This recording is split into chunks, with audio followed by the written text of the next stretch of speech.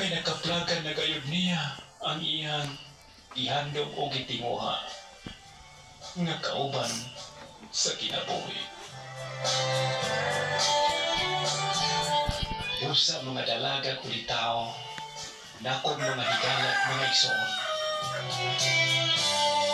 Pakita mo buotan na inyong kaubanon sa dayon. Pangita gayod, kamong kaparihas ninyong pagtuo. Aron hangtod sa kahangturan, magmalipayon.